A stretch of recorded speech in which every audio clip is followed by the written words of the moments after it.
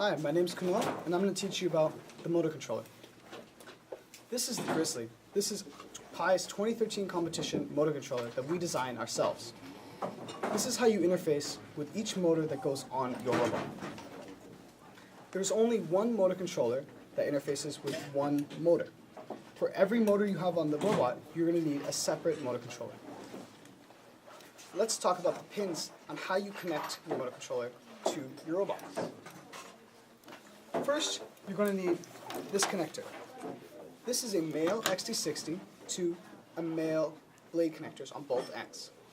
This is used to connect the motor controller to the motor. Go ahead and plug it in the only port it fits. Be sure to connect the red wire to the red wire on each motor, and similarly the black wire to the black wire. This connects your motor controller to your motor so you can supply power. Next, we'll need to interface the motor controller to the Panda and its breakout board.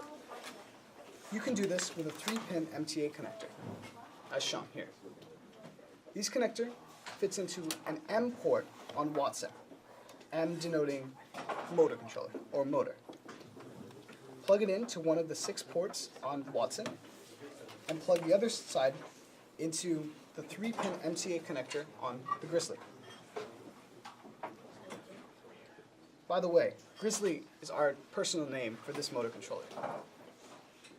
The next thing you'll need is a small jumper. This 2-pin jumper connects some of these pins on this rectangle here. What do you think it's used for?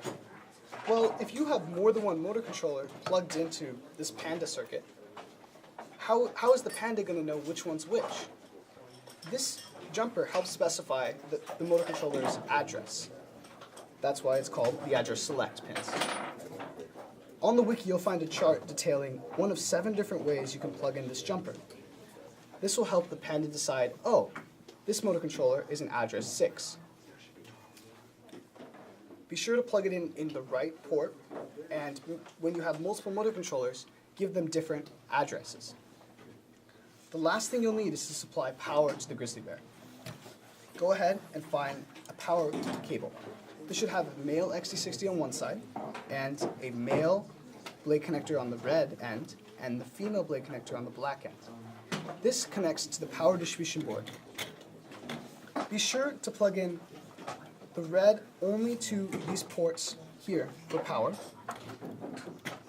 and black to the ground here.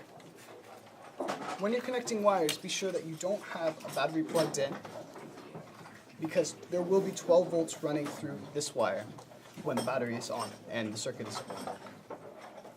Go ahead and plug this into the only remaining port on your motor controller. Well, that's it. Congrats. Now you have an assembled motor controller with your kit. Good luck.